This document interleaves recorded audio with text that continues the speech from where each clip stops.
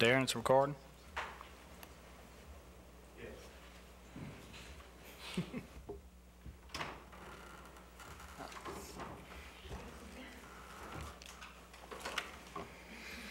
All right, everybody, good afternoon. I want to take an opportunity to give the citizens of Alexandria a status of where we are some 200 or so days into this administration. I believe the 200th day was last Friday or so, so we're going to take an opportunity to talk about some of the things that have happened in that time period, and I also want the citizens to get an idea of what a division head meeting looks like. So I've called all of you here without you knowing it today, and we're going to sort of have a meeting of the division heads in a public fashion so that people get an idea of who the folks are that are making the important decisions in their lives every day with regard to the city.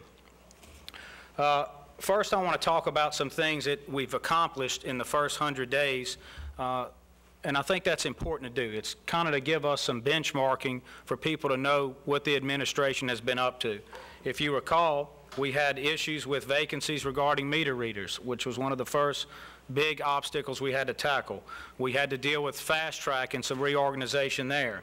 We dealt with the post office issue with regard to the potential of a loss of our post office here. And I recall that there was later some kind of leak that it wasn't supposed to happen or was never on the block. I can assure you that that was a very real issue and required a lot of attention to make sure that we don't lose it. And I think it's one of those things that's going to come up from time to time. It just happens. So it won't be the last time you see that. Hopefully, with the response we mustered at that time, we'll be better prepared next time. We also had some issues with police officers and manning our city as much as we need to arrive at what we call the community policing model. We've come close. The chief has been working hard on that, but I still think we may be a little short. There may be some organizational changes that should happen.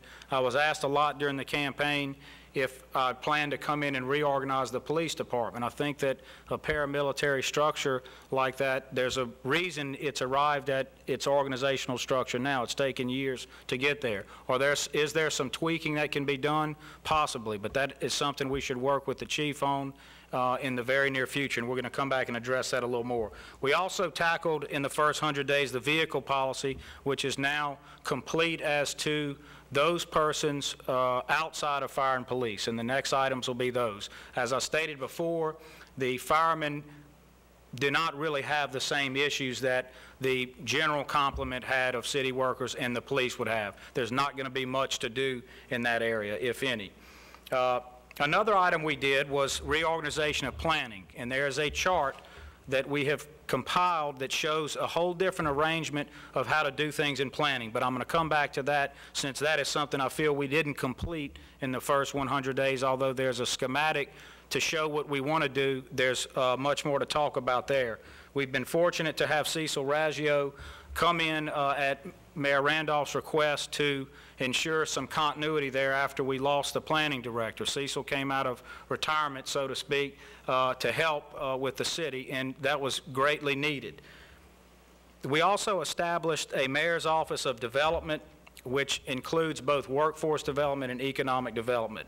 This was a critical piece for this city. It was something identified in the transition and has been absolutely necessary, and I believe by year's end will produce tangible results in terms of money that people can trace to these folks and what they've done. And I believe that they will justify, indeed, their very salaries by year's end, and that's a benchmark that the public can hold me to. We also worked on, in the first 100 days, establishing a proper mayoral councilmanic balance. There's been a lot of things that happen on the news. There's talk of the city not getting along.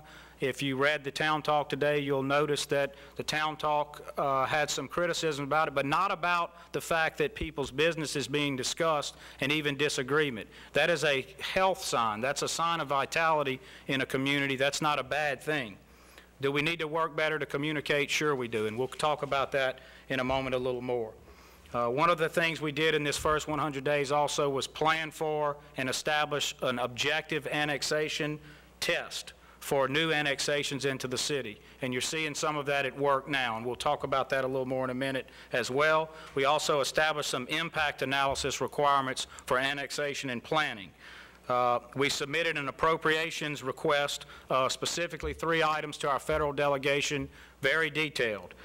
Those involve parking downtown, fire repositioning, and a look at a multi-use facility downtown for planning purposes. As you know, because of the state choosing another site with regard to evacuation, that last item might have to be reworked somewhat. We also prepared appropriations based on our economic development plan to the state delegation, and we did release in that first 100 days the executive transition summary of our economic development plan. We've also been very engaged in preparation in this city versus CLECO litigation. As all of you know, that has taken a lot of time and probably, in all honesty, pulls you off of some other operational matters and some of those vision items or planning items, development items that we'd like to be engaged in. It needs to be resolved. We'll discuss that a little more specifically in a moment. One of the items we haven't completed but we've made great strides in is full review of the civil service personnel and human resource departments, or divisions rather. We need to ensure hiring is occurring at a rate that's acceptable. We need to make sure we're on the right track. We need to ensure that our relationship between human resources, which is a division within the city, and the civil service director, which is part of the civil service commission, that all of those parts are working together. We still have some work to do with human resources and civil service, and we'll stay on top of that in the weeks to come. In July, we should be announcing, and this is a little off the subject, but a pay and class plan that addresses our city workers and how they're being paid. At this time, I want to introduce to the citizens of Alexandria our division heads, and I'm going to ask that you all stand and come forward and state your name and rank, so to speak. State your name and state what division you had. I'd like for the citizens to see who the people are that are helping to run this city on a day-to-day basis. So if you would, please stand up, ladies and gentlemen. And if y'all would come forward right here.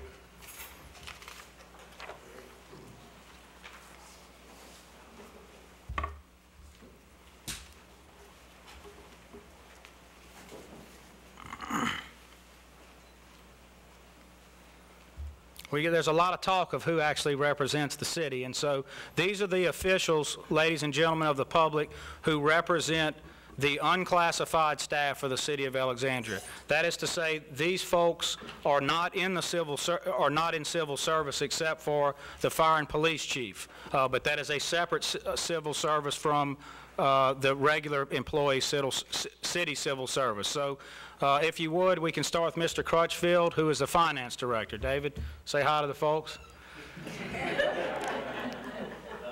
Crutchfield, I'm the director of finance. David would be the chief fiscal officer for the city as well. Next. I'm Cecil Radley, I'm director of planning and engineering for the city of Alexandria. I'm Darren Cootie. I'm responsible for the safety of the citizens of Alexandria, and I hope you're keeping everybody safe. I'm Chief Darren. I'm Pam Suraj, I'm Director of Civil Service. Y'all go stand up. Charlie Johnson, city attorney. Sheila LaQuire, the Equal Employment Opportunity Coordinator. Lisa Harris, Director of Community Services. Good afternoon, Muriel Lawson, Acting Director of Public Works. Bernard Wesley, Fire Chief, Alexandria. I'm Joe Page, Human Resources Director. Paula Jennings, Mayoral Assistant for Workforce Development and Small Business Retention. I'm Katie Gale, Sunday Chief Operating Officer. Jacques Little, Mayoral Assistant. Bill Hess, Chief Development Officer for Economic and Industrial Development. All right. Thank you, ladies and gentlemen. I just want the citizens to know that these are the folks that you contact sometimes on the telephone. These are the folks that I supervise directly. This tier of people that you see underneath them are what are called the department heads. Some cities do it differently, but underneath each one of the folks standing in front of you are several department heads. Those are the people that deal in the most immediate supervisory capacity of the entire city complement. So if you imagine each one of them and the tiers go out, there are several department heads. Some divisions are bigger than others. we're missing today Mr. Marcus Cannella, who is the acting utilities director. Utilities is, of course, one of the bigger items. Ms. Mariel Lawson is serving in Public Works. Public Works is a huge part of the city apparatus. It deals with all of the basic infrastructure needs of the city, along with the planning division being headed by Mr. Raggio. Both the fire chief and the police chief also deal with what we would call infrastructure. We consider fire and police emergency services part of infrastructure just as much as we would a physical roadway or anything else. And so these people deal with the problems every day. We meet once a week, every Monday, and then in the weeks that council is not on Tuesday, we meet on Tuesday. So once a week, we have a full staff meeting. It usually takes between an hour and 2 hours, depending on how efficient everybody feels that day. We also have a senior staff meeting once a week that involves certain members that we call in, the chief operations officer and I, to meet with on specific issues. I usually hold every other week a planning meeting with Mr. Raggio and the city engineers to discuss where we are on fast track. These are the things that we do to benchmark or to make sure that we're progressing on the things that you've entrusted to us. Thank you, ladies and gentlemen. You can sit down. All right.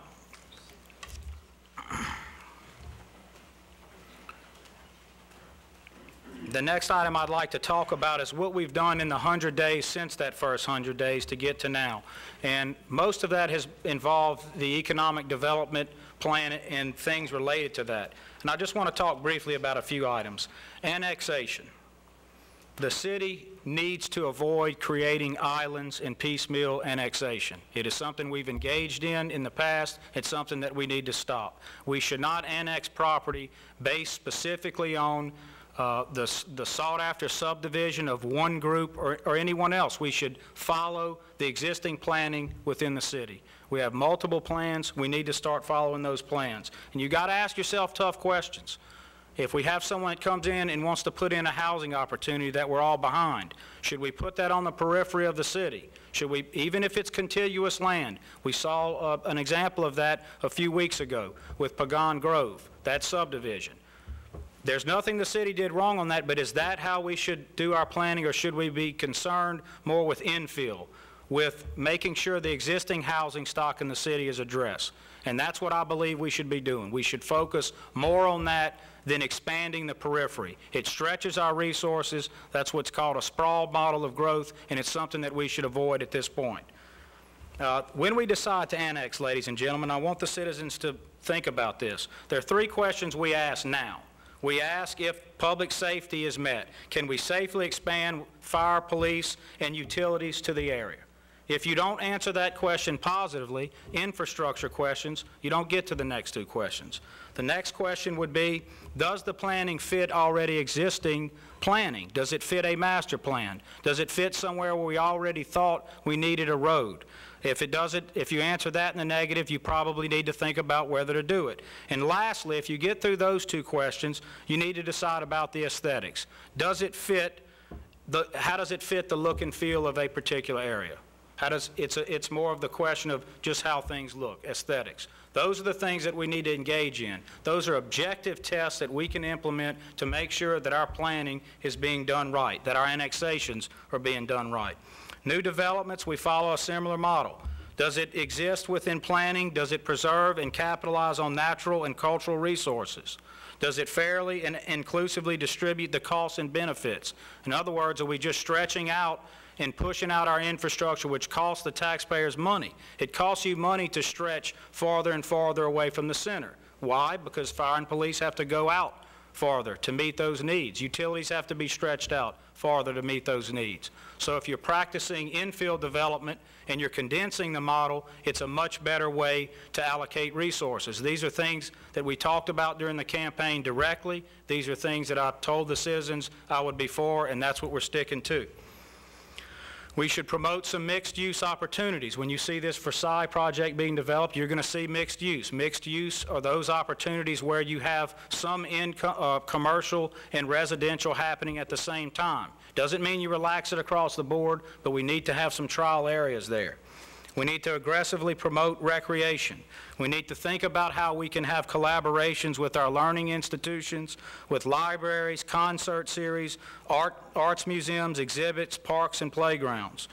We need to foster our local art and music scene. We've got a great local music scene here in Alexandria. We also need to further collaborate with LSUA. These are all things that we've been instituting in this second 100 days, and we'll be releasing a report about what we've done in that regard specifically very shortly. We also discuss those items as we go at every council meeting. There are items on the agenda that talk about collaborations with LSUA, which we're enriching every day. And I want to give a little commentary about land use planning in general. It used to be that you thought of land use planning in terms of if there was an objective test you could have, zoning would be an example, where everything just followed that. And the notion was it made for fair play. If everybody has to follow the exact same zoning, everyone knows where they stand. The irony is, because that is sometimes not based on scientific reasoning, those are now being challenged. And indeed, the new way that planning is done is you look at it developer specific. You have the developer say what they plan to do and what their ultimate goal is at the end ahead of time. So the very thing that as a lawyer I would find troubling, because I would be thinking, well, if you did it that way and you make it developer specific, you're going to have things change over time, and it could be argued that one person is being favored over another. But the problem is communities are dynamic. The needs are different in different areas, and that shifts and changes over time. And so these very unyielding models of planning are being shirked by a lot of planning departments and municipalities across this country. I think what we need, of course, is a balance between the two. And I think that what you'll find is the model that we're working accomplishes that. There are also other collaborations we need to foster. We have the Jacques building, where we have a business incubator. We've now started through Mr. Hess's office a medical business incubator, which I don't know of another one, but this is a very interesting model that is going to promote our needs economically in a region dominated by healthcare ancillaries. What I mean by that, I mean all those companies that are attached to hospitals and physicians. That's where this city's moving. We're a manufacturing and distribution center, but we're also equally just as much a healthcare hub for some 8 to 9 parishes. We need to foster and facilitate in that direction. We also have a LEADS program through Mr. Hess's office where both Mr. Hess and I follow up on LEADS. When a company talks about relocating, we follow up on those things now. Not saying it wasn't done in the past, but I think we're fairly aggressive about it. That can lead to competition, which I think is healthy among all the different economic engines. They've created, of course, a new word for it. It's called co-opetition, but that's what we're kind of moving toward in society. We have a lot of economic development engines in the area. We all need to work together. One of the items the LEADS program is pursuing right now is this notion of Hollywood South. If you haven't been following that, and the newspaper did a good job of talking about it over the weekend, Louisiana really is this Hollywood South. They're filming more here than any other place in the country other than Hollywood itself. Other parts of the state are capitalizing on that. Shreveport has done a good job in that area. Baton Rouge is moving into that field, and then, of course, on the coast in the south, because of Hurricanes Rita and Katrina, there have been some obstacles there, but certainly there's an interest there for folks to do movies. Well, what better place makes sense in the state of Louisiana than right in the center of the state with an interstate and all of the opportunities we have? We also have facilities that we think not every region has. We are aggressively following up on that as well right now. Finally, I just want to make one comment, too, of something we've accomplished in this second 100 days that I think probably is understated in some ways, but certainly for my staff, they know how serious it is, and that is public-private collaborations. How to enrich public-private collaborations without giving away the farm. If you have limited resources, and the city does, and you have to perform those what we call prosaic functions, like making sure utilities are on every day, making sure streets and roads are functioning, how do you provide for the other things that we want to do? Social needs and so forth, recreational needs. And so we've developed a policy to do that. It asks a series of questions. The person who's seeking funding from the city, whether it's in kind, cash, material, whatever they need, follows this checklist and can, at the end of the day, answer through a formula what they will produce in economic development for the city. There are some exceptions to it, such as aid for the needy and so forth. But we've developed this model to, again, be transparent to the public and be objective, so that it's not just a subjective determination by an elected official or some bureaucrat here at City Hall, ladies and gentlemen. It's a way that people can say, they answered my program specifically. Here's the information I gave them, and at the end of the day, here's the value they assigned, and we go from there. I think that's very critical to people requesting help from the city, that there be an objective showing of how the city arrived at its decision to either fund an item or not fund an item. Those are the things that we've worked on in this second 100 days. And I want to just say something else about economic development, because it's talked about a whole bunch lately. And I think people have varying understandings and even differ greatly on the subject. The state of Louisiana, through the Department of Economic Development, states this about economic development. It's primarily a private sector phenomenon, the offspring of an active, free enterprise system. Actions taken by government should be designed to foster private development, not to supplant it. And I think that's important for us to remember, that that is our role. Government should attend to infrastructure needs, education, public sector research and development, transportation and communications.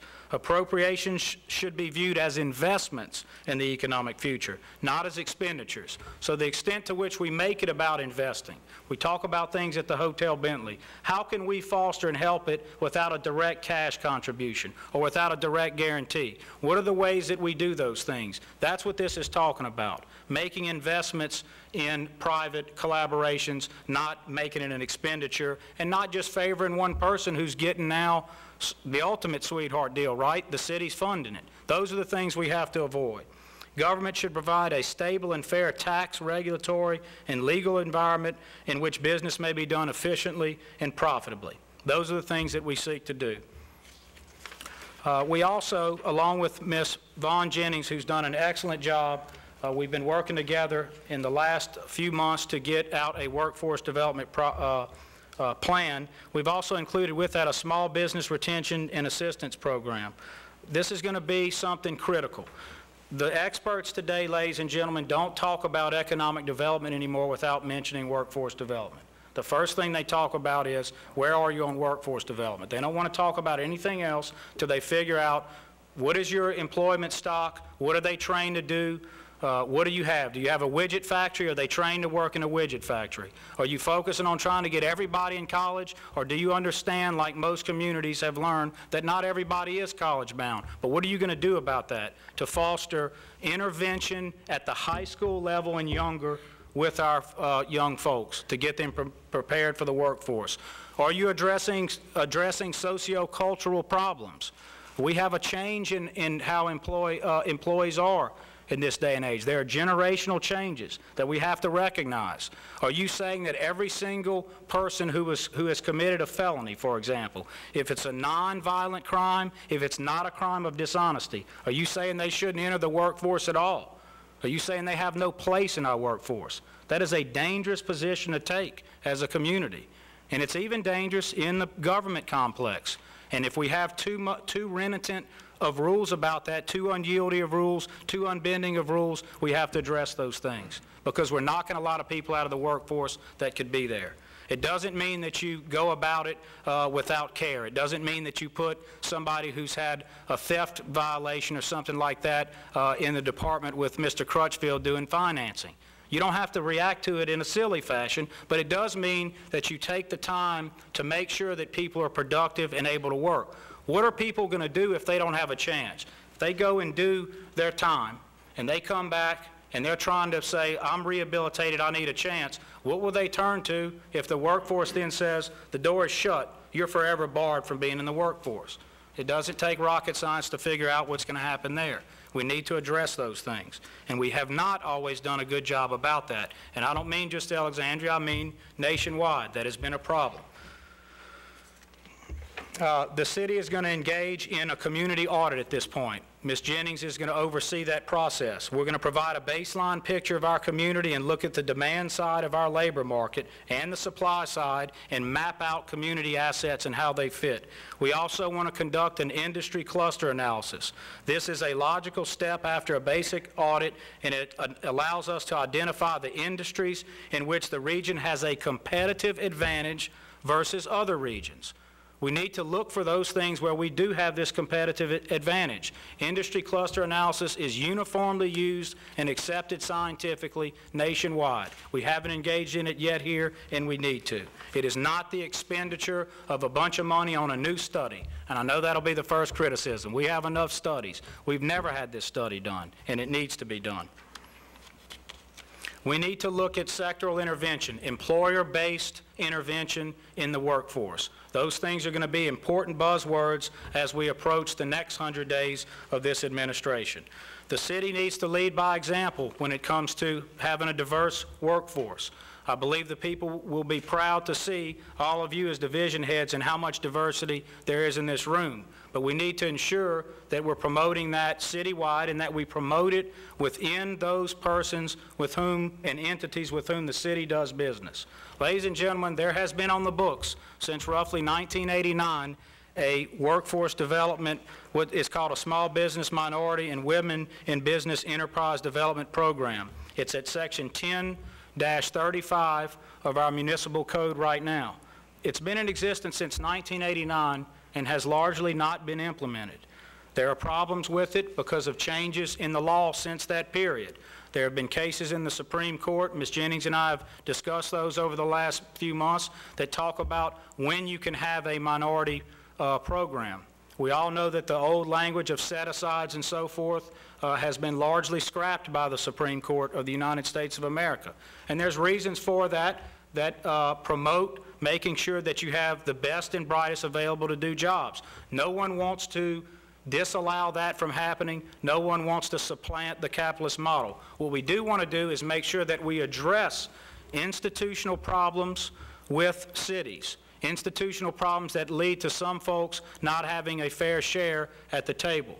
And we believe we've done that. We have drafted a brand new ordinance scheme that addresses some things. It ties things instead of to a strict number like 10% as a set aside. It ties it to looking at an annualized version of where you are so that you divide the number of ready, willing, and able minority competitors by the total number in the area. And that's not what happened always in this country, and that's what led to some of these landmark decisions.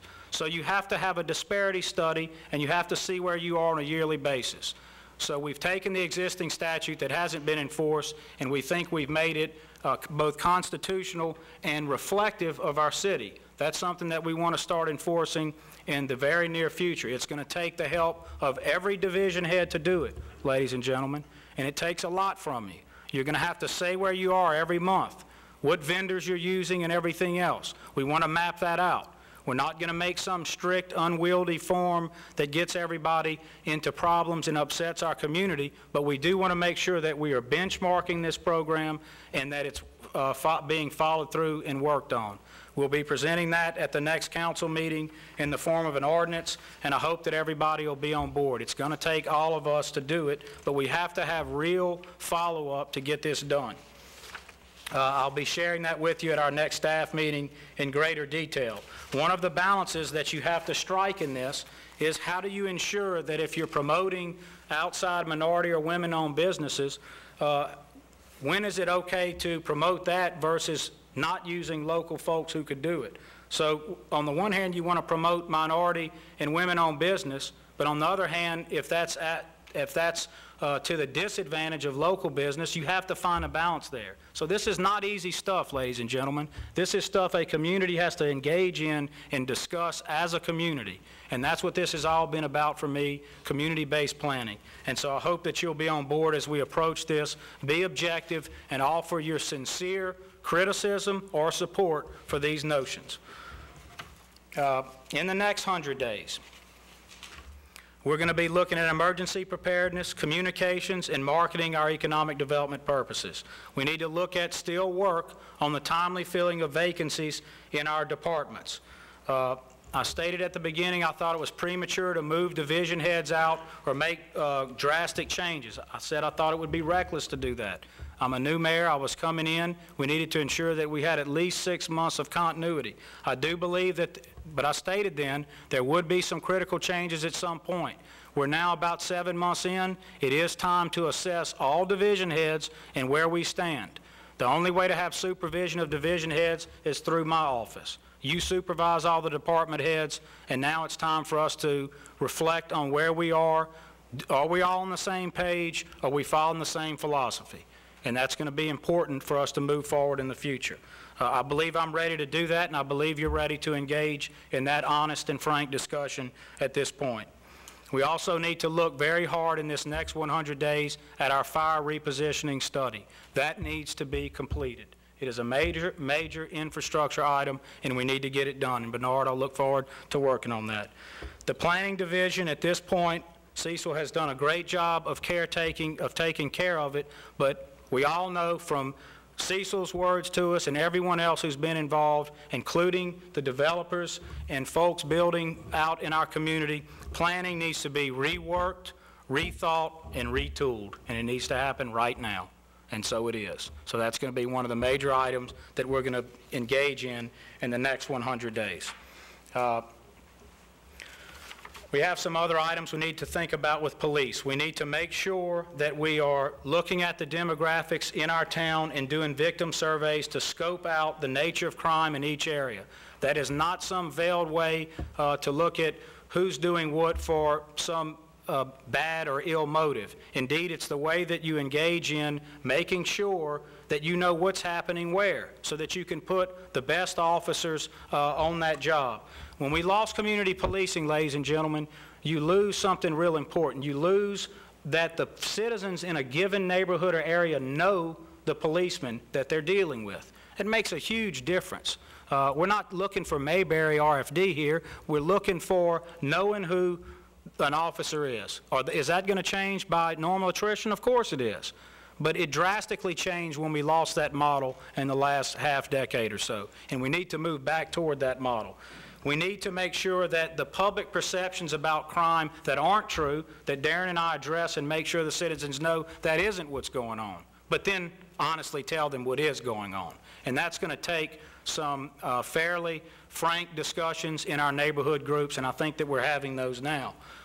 Certainly every neighborhood group I go to, the number one issue has been crime. I think 4 or 5 so far in the last 2 months. I've been asking them to tell me that, and that's been it before anything else. We need to look at an analysis of the crime reported to police. What's being reported, when, where, how. We need to correlate those results with victim surveys that we need to institute through our neighborhood groups.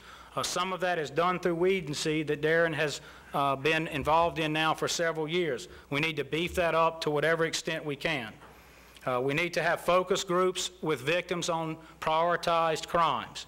We need to interview with the members of the council to determine their needs if they've talked to folks, and really get the council more engaged in the day-to-day neighborhood watch meetings and so forth. And they do a good job of attending those, but we need to make sure that if citizens are talking to them about things, that the administration is following up with them. I'd like to also in the next 100 days have a meeting with our superintendent of schools to identify specific ways in which we can facilitate after-school programs, help with truancy issues, and enrich our intergovernmental and cooperative endeavor agreements with the school board. Those are things we've been working on.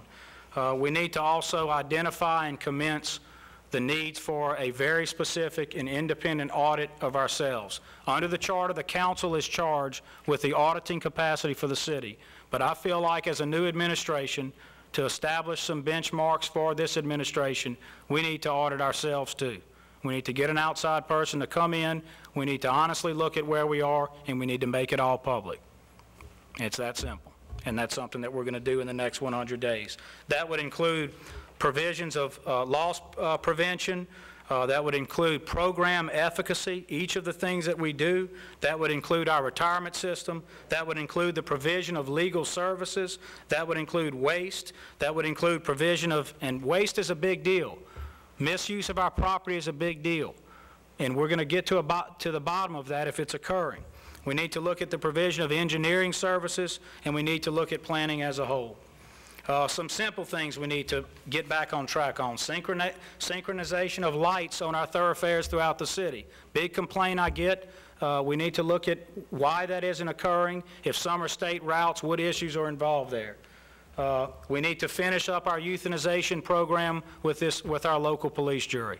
That's been something that has trailed along and hasn't been finished. We need to look at our civil service personnel and human resource departments again and make sure that those are efficient. And we need to look at all of the different things where we've had problems in the past. Cost sharing agreements, requests for proposals, what items are exempt from the bid law in terms of professional services. We need to make sure that we have our professional services being fairly allocated in the city. And we've had some issues with that, and we need to be honest about those things and make sure that we are indeed being inclusive. Ladies and gentlemen, 8 months ago I was honored to address the citizens of Alexandria on the banks of our beautiful Red River as we celebrated what we called a renewed spirit and honored our past city leaders. Many changes and certainly challenges have occurred throughout the last 20 years. We had the threat of a base closure and predictions of financial ruin for this city and region. If you recall, Lauren Scott, the well-known economist, said that basically the death knell had occurred for this region. That proved not to be true. He's singing our praises now as the second biggest economic development area in the state. I think if you look at all things considered, we're probably number one. We're not getting post-hurricane money directly here like other places that are beating us. We pulled together as a community, proving our commitment to this region and our resiliency.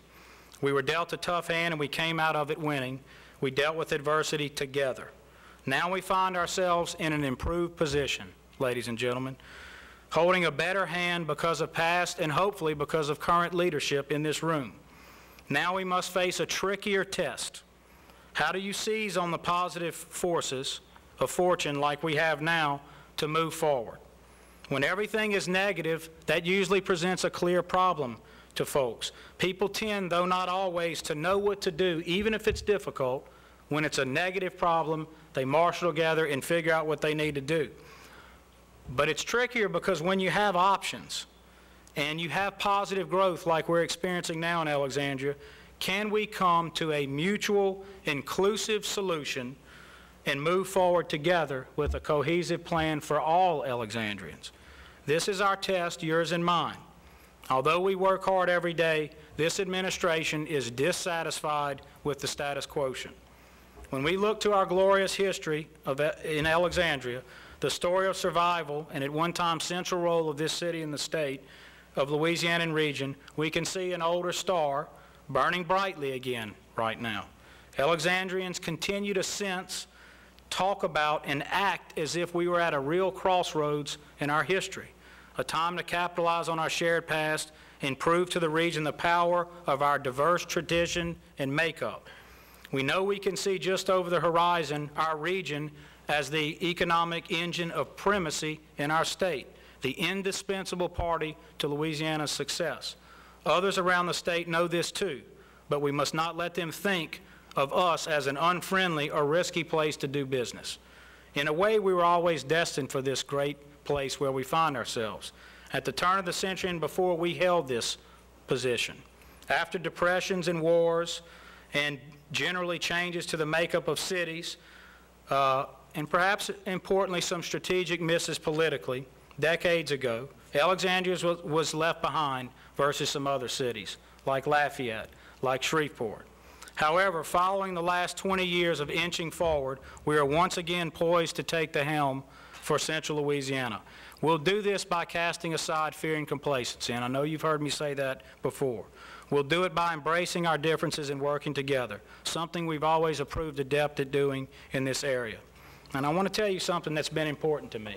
I said it at the address I gave on Martin Luther King, but I want to say it in a very general sense. He was one of the greatest architects of what we call smart growth that ever lived. His I Have a Dream speech is the quintessence of smart growth. But there was something that always struck me as a young lawyer in school that I read that he wrote that hit me harder, I guess because of the nature of my profession, than even the I Have a Dream speech. And it was something he wrote while he was in jail. He was sitting in a jail, and he said this: "Injustice anywhere is a threat to justice everywhere. We are caught in an inescapable network of mutuality, tied in a single garment of destiny."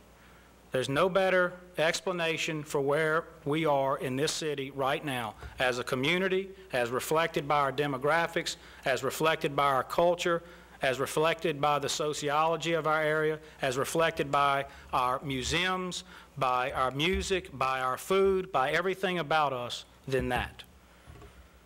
That metaphor cannot find a truer application than Alexandria. We must be careful to avoid complacency and fear. That's what gets us into trouble. We must arm ourselves culturally, academically, and spiritually. And the way we're going to do that is through the items we've been discussing: a comprehensive master economic development plan, a workforce development plan, a recreation and education interface plan, and diversity and action plan, all of which will demonstrate the administration's commitment to the goals that I outlined to all of you and to all of the citizens of Alexandria in this region on the Red River on or about the early part of December in 2006. The council and mayor must work together, even if there is disagreement on issues. We have to work together toward common goals. Most importantly, the government must be open and transparent. I will always fight for that. And if there's disagreement on that issue, it's going to happen every time, because I'm not going to change 1 inch on my views about transparency. The administration plans of engaging the community do not work behind closed doors. Community-based planning doesn't work behind closed doors. It works like this, like what we're doing right now.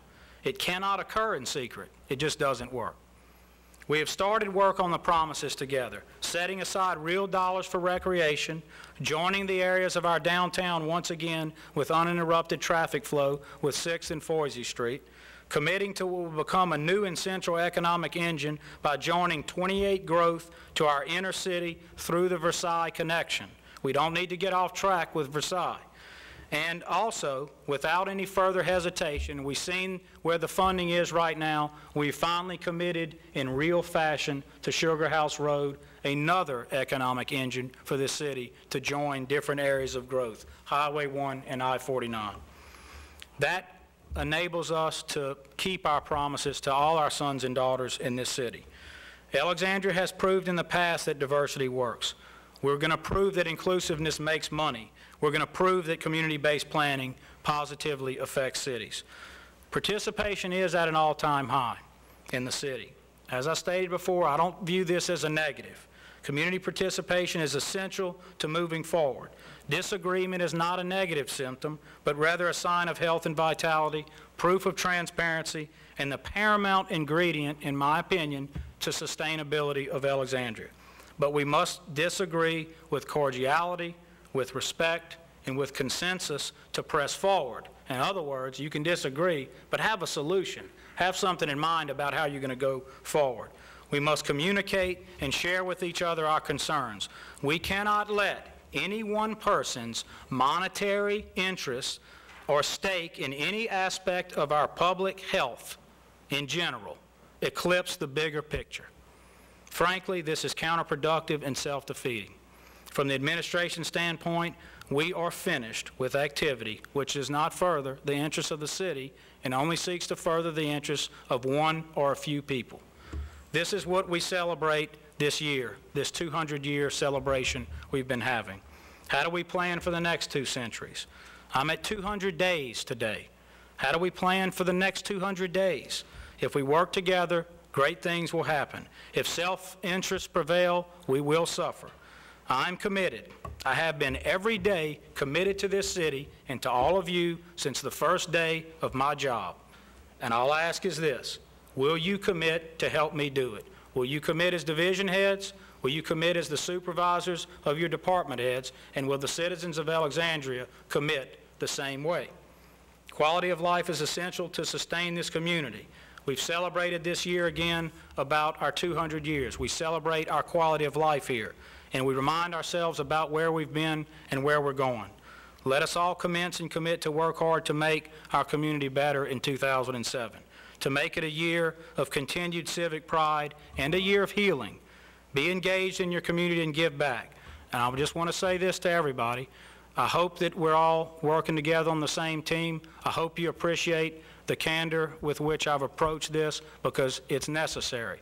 I don't want people to feel like that the administration is coming down on any one person, but we are going to assess where we are as a city, and that has to start first with where the buck stops, which is in this room, with me and with you as division heads.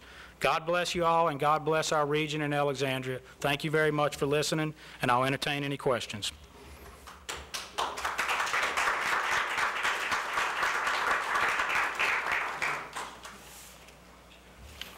Mr. Barnett.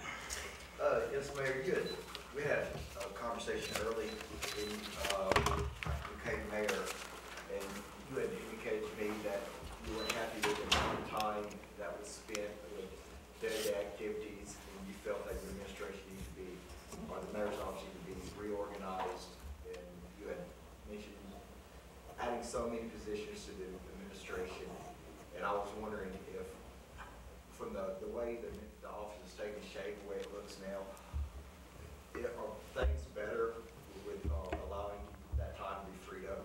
Are you happy with the way the office has come together, and you see more changes that need to be made or new people added? I think there's always a little bit of a dynamic nature to it, Mr. Barnett, so that more changes will come. Let me say this. It's a tough question because of this. Yes, I think things have gotten better. We are much more able to address problems. We separated operations from development. My notion was always at some point I would be able to get more into the development side, which is where I really like to be. Mr. Hess and I do a lot of those things together. That calls for having an operations team that is handling the day-to-day business of the city. I think that we are at that point. The problem with operations is the better you do sometimes and the more you do of it, the more you uncover new problems and things that you can work on. Operations is like the money pit. It's like the black hole. You always find that there are tons more things you can do. If you solve one problem, you discover 5 more. If you solve a problem, for example, in police, we find the need to up our technological capabilities and so forth. I talked to some men over the weekend about that. So operations is a continuing issue because it never ends. I was teased when I first took the job. Somebody said, look, you're going to find you can be there all day or no time at all. If you're there all day and all night, it'll still be there the next day. But the problem is there's always more to do. It doesn't end. And so I think that although I feel better, there is still work to do on operations so that we can free up some things and really focus hard on development. Okay. You had talked a lot in your campaign about smart growth, and I guess the test of that, or the first test really would be what's going on out with Cabrini and the youth facility out there. I was wondering how that's progressing and Mr. Bonnet, it's progressing sort of slowly. We had our first community-based planning meeting last week, something that I pushed. Everybody has strong feelings about it. The folks that are against giving up green space at any cost will tell you that there is nothing that you would ever entertain, so why are you even having meetings? I've always said that I ran on being open and having meetings. I'm not going to make an arbitrary decision about planning and recreation without engaging the public about it. The problem with our first meeting was people just couldn't attend it. Better than 50% of the folks called in last week and couldn't do it. That poses a problem because we do need to start making some decisions on it. I have very strong feelings, Mr. Bonnet, about giving up green space. If you look on my website, if you look at everything that we produced and the things that I ran on, it generally calls for a strong presumption that you would never do it. I believe that there is a solution in the Cabrini ballpark issue that does not involve using the ballparks. I believe that solution is present in at least 1 to 2 alternative ways, which we haven't shared, but have probably come up with from the city's end using our own experts since right after it occurred. But I wanted to engage the community. I understand that everybody has notions about that deals have been made and that this is a foregone conclusion. I think they're extremely wrong about that, number one. And number two, it would still be wrong to not engage the public about what is needed. If somebody came up and said, Cabrini's going to offer you $100 million for the ballparks, is your answer still that you never give up green space? What if the number is $150 million? What multiplier is there to the fair market value of that property where you stop talking about it? But there's even more honesty to engage in about it, Mr. Barnett. There are communities that are only just beginning to use the ballparks in that area. Those communities feel great about finally getting the opportunity to share in those ballparks, but some of those communities would probably rather have ballparks in their community, in their real community, not have to travel as far to that part of town. And indeed, a lot of the Alexandria Little League, which is largely a minority league, has stated just that to me, that if they looked at those dollars and what could be done, they would maybe come up with a different set of solutions. So it is never wrong, in my opinion, to have engaged in what we've engaged in, and that is honest, open dialogue in the community. I understand that there are some folks who live in the neighborhood adjacent to the park, and they have very strong feelings about it. I would too. I understand that people who grew up and saw that as the first examples of integration in the city in sports have strong feelings. No one wants to take that from folks, but we still need to be honest about where the community wants to see its resources. So I think that that is still a dialogue to have, Mr. Barnett. I don't think we're finished with that dialogue.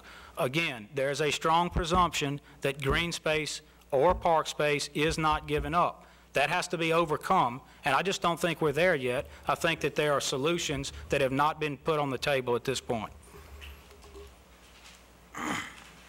Yes, ma'am. A few weeks ago, you mentioned the sunset provision that would help aid the Hotel Bentley. I also assume that it's part of your development plan. Where does the city stand in that? With the Hotel Bentley in general, in the sunset provision? I'm glad you asked the question because we didn't have that meeting aired, which I think would explain some of these things.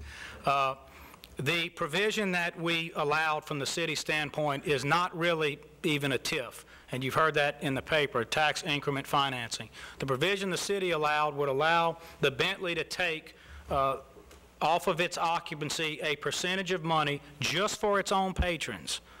Just for its own patrons, not from any of the other hotels or motels in the city, and all of the money that is already existing for hotel and motel occupancy taxes and sales and use taxes still goes to the CVB and everybody else like it already does. They would literally only be allowed to add an additional tax, which in some ways doesn't give them a competitive advantage. Indeed, it does the opposite. It allows the other folks to have one.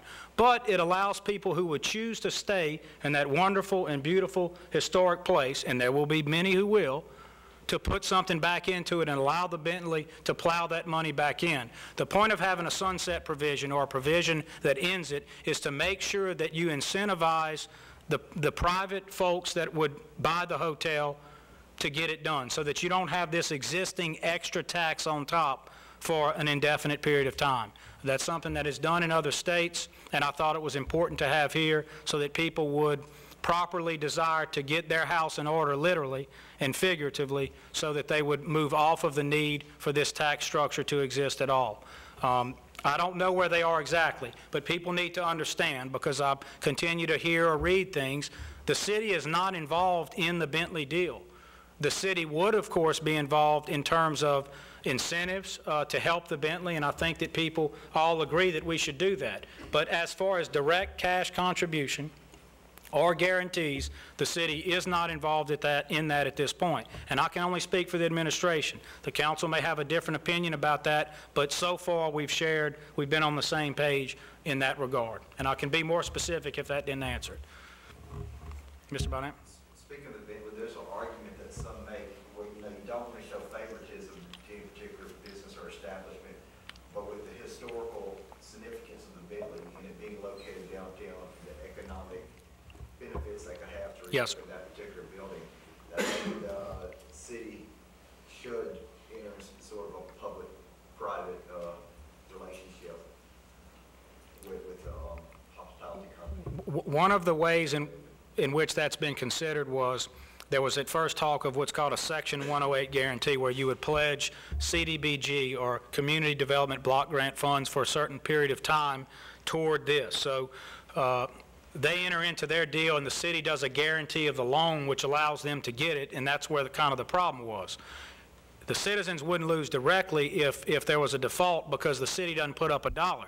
But the city does bank its CDBG commitment for a certain amount of time from the federal government in an amount equal to whatever the guarantee is. And Mr. Bonnet, for me, that question was answered very early on. I will not pledge what folks down on Lower 3rd and on Willow Glen and everywhere else need for housing, for weatherization and other programs. They will not directly benefit from the Bentley, even with the increased employment, in my opinion, at least not in a proportionate degree to what those programs serve. So I wasn't willing, because of Alex's limited CDBG grant, to bet those things on that. Now, Mr. Bonnet, you ask it's a broad question. It deserves more of an answer, and that is, yes, there are other ways that we can provide incentives, and we'd be willing to do that. There are numerous ways a city can engage in providing help to someone in an historic district. I believe that alone is reason to help the Bentley Hotel. I believe its historical significance, its location in the downtown is critical. But I want to say this too about our downtown. Our downtown is revitalizing itself, and things are moving forward right now without the Bentley, if you think about it and if you look around. The Bentley would provide, however, an important anchor to that, and I believe that there are more things the city can do. The requests that have been given to the administration so far were simply matters that we just didn't feel like we could commit to, and that was a direct guarantee or a direct entry into the financing of the hotel itself. I don't believe the law even allows that. TIFs are very controversial, as we all know, and we'll continue to hear about in the times in the future. They've been done around the state. They've been heavily criticized, and in other places heavily promoted and talked about as a savior to the areas. One example is the Bass Pro Shops issue that happened down south, and that's a good place to start and research, because there you have people that were really behind that TIF. But right now, we're at the limits of our hotel and motel occupancy tax. We're at the limits of our sales and use tax. We'd have to go and get reauthorizations to do these things, ladies and gentlemen. We have a tax to pass in this city right now that is simply a rededication, a renewal of a tax that's coming up in July, that if the citizens decided not to pass, and that's why I've been very careful about favoritism to a Bentley or anything else. We've got an operational renewal to pass in July that will shut down the operations in this room, Mr. Bonnet, if it doesn't pass. And that isn't a new tax. That's simply a renewal of an existing tax and millage. It must pass, or we're not going to be talking about all these things of saying the city is flush with money. We're going to be talking about how we're not meeting day-to-day operational needs. Anything else? Go ahead. One thing you didn't mention, speaking of your first 100 days, was the reorganization of the permit process in compliance with Act 12. I know that you had moved some positions around, and there was some temporary licensing until people could pass that. Yes. I was wondering, how that's progressing. I hope that I mentioned it, Mr. Bonnet, because that would have been one of the things we'd want to have bragged about. If I didn't, he's talking about the building code issue that we did complete in that first 100 days. Tom, I think that we're still having some issues with it, but for the most part, Alexandria is way ahead of the curve. We've implemented it as much as you can in law to this point. Those persons who are in certain positions have a certain amount of time to complete certification. We're on track. Indeed, now, and of course, in the legislature, they're talking about rolling some of that back. I believe in the long run, it'll be good for the city of Alexandria. We do have a lot of other issues that have probably added some hidden costs to building here, some of which is just needing to get planning in good shape. And so that's where I would say our focus will be, but I don't see Alexandria peeling back at this point from Act 12. I think that we need, since we were able to comply and we moved and did it quickly, it is good for everybody. I think we'll continue to do it. If we see that it is adding costs to building homes in our region, which is the criticism, and other places are allowed to peel back that aren't in this unsafe zone, since we know we're in the safe zone, then yes, we would be willing at that point to look at what compliance issues we can relax so that we're not adding hidden costs to building homes. But I've not seen any empirical data in that regard at this point. I'm sure some of my builder friends will be calling me after making that statement tonight to start sharing their anecdotal data about that. Got a couple more questions. Sure. That's what we're here for, Mr. Bonnet. Go ahead. Okay. You had talked about, the communication with the council and, how that was part of, city government, having healthy communications, but there's been some communications that people might consider not so healthy, some perceived animosity there. And you and I have talked about, how communications is sort of, reverted to simply written missives back and forth. I want to know what the administration is doing to repair some of that divide with the council. Okay, good question. First, I want to say that I believe that we have to conduct city business in the open. I don't apologize for wanting our citizens to see their elected officials do the work that they were elected to do in the open. Anything less than absolute transparency on those issues is something that I just can't personally live with. We'll always disagree about that. We'll disagree about it tomorrow if it happens tomorrow. That doesn't mean that you don't have to do the day-to-day operations of the city, and we do that. Unfortunately, the media tends to focus on what they see either in this meeting or what makes the paper, and of course that's limited.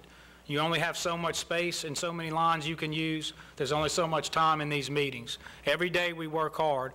Every Friday, one of the things that I've done to institute better communication is that I invite and offer to Mr. Hobbs, who is the president of the council, the opportunity to have an operational meeting with my top staff. We do that on Fridays, and we discuss the biggest issues of the day. I also share with him the issues that we discussed in staff meetings throughout the week. The other day, we walked out of my office, Mr. Hobbs, Mr. Johnson, and I, and Reverend Joe Green was walking in, and we were all laughing when we walked out, and Reverend Joe Green jumped up and said, "Where's my camera? I got to get a picture of this to show everybody." He said, he said what you kind of are saying, Mr. Bonnet. He said, "Well, y'all are working together every day." And I said, "Well, of course we are. We do. We know what our responsibility is to work, but if we have disagreements about transparency, I'm going to always be on the side that you've seen me on that." I believe that's important. It was the biggest part of the platform I ran on, and I'm not going to come off of that. There are times to compromise. That's not one of them for me personally. And I believe the citizens require that of me, and I believe the amount of people that call me every day and express their support for my tough stance on that are people that I'm not going to fail in that regard. Our charter gives the obligations, Mr. Bonnet, of each branch. I believe if we all stick to what the charter says, each branch of government, each coordinate branch, I think that we'll be fine.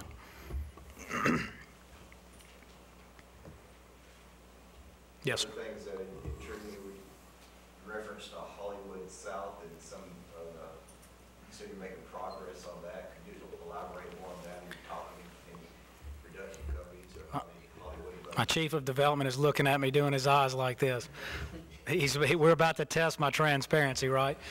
Some of those deals, I have to say, you don't want to talk about because you'll end the deal if you throw it out in public because they're in the works.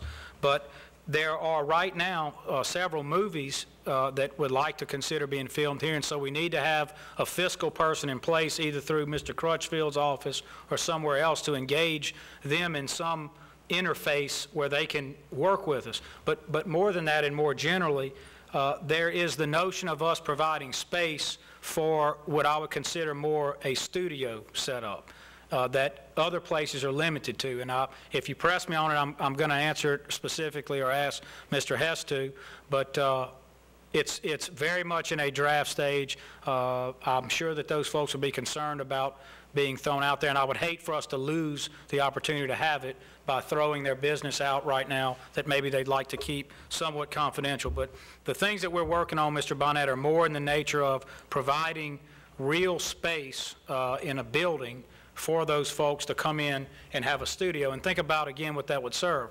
Where we're regionally in the center of the state, we could help facilitate in Shreveport, which, as big as they are, may not have the same space that we have available right now. All around Natchitoches, which is kind of the place getting it right now. We all know that. Natchitoches is doing a great job, winning awards. We would be able to help them with having studio space here in the city. Of course, one of our intermodal aspects that helps us, we have the airport. So we've got rail, water, interstate, airport. We're doing really well here in that regard, and I think that's what they're interested in capitalizing on in our region.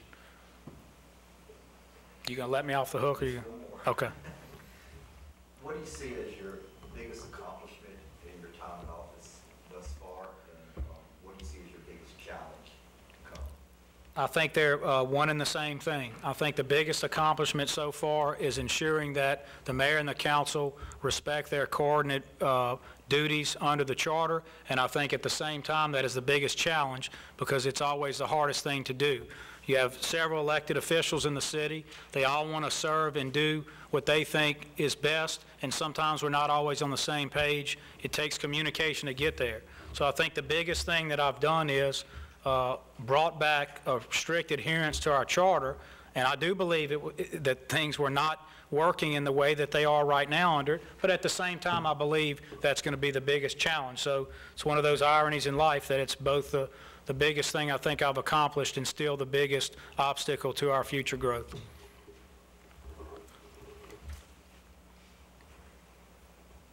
I think it is a soluble problem, Mr. Barnett.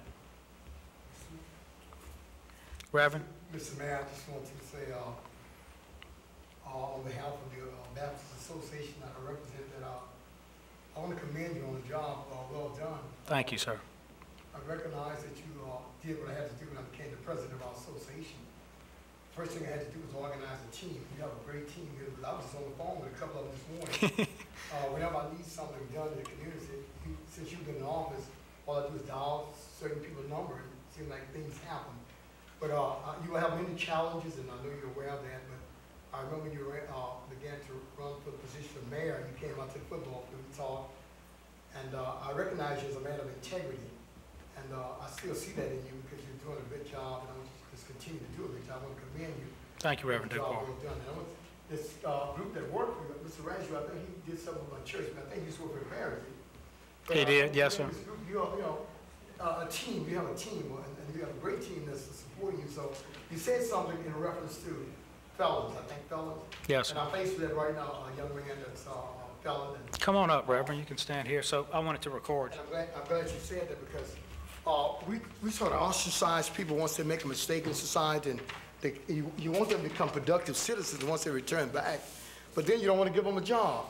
But his mom called me as being the president of the association. This young man needs a job. He has a family. And you mentioned that, so I want to kind of talk to Mr. Page and some folks that's in the directorship that's getting jobs to make them aware of. There's some folks that made some mistakes in society. They may have done something. They might not have stolen any money or anything, but they just need a chance and an opportunity to be able to get back into the workforce. And I see some workforce diversity here. I retired from the United States Army and U.S. Forest Service. That's one of the things that we offered on was workforce diversity, and I see that in this among this team that you've gathered here. And it's good when you have people that work collectively together toward one common goal. And I see that you're doing that. I want to commend you on a job well done, man. My air conditioner in the gym at Hunters Park, and now I'm just waiting on that floor to be placed out there. And I talked to this lost this morning. I go out early in the morning, and when I come up here, I'm already, I don't come with some off the wall stuff. I check out before I come. The first thing I did this morning, went out to Hunters Park, there was air conditioner running in the gym. Yes, sir. But I want to commend you on the job well done. Thank you, Reverend Dupar. I appreciate that. Just in quick follow-up, Reverend Dupar mentioned some of the things about getting people back to work. One of the obvious places where that occurs is if you get out of the crimes of dishonesty realm. We have tons of our own kids, people in this room it's probably happened to. You've got kids or nephews or nieces that have had one brush with the law on something like a drug crime. That should not foreclose their opportunity for the rest of their lives. That is absolutely silly, and it's not good for our workforce development. And that would be an example of one of the places we feel very strongly we can move into, do some good, and not put anything in jeopardy whatsoever with workforce. So thank you, Reverend Dupar, for being here. I know he cares, so he just happened to show up when you came in. I was happy to see you here. And I know he's probably up here making sure and checking on Little League money, too. We finally got all that straight. We've upped what we've put into all of our various Little Leagues around the city, and we hope that that's going to provide some help to those kids, and we've equalized them, too, which was a big first step. So thank you so much. And thank everybody for coming. I'll entertain any questions if you got some more. Is that it? All right. Thank you so much.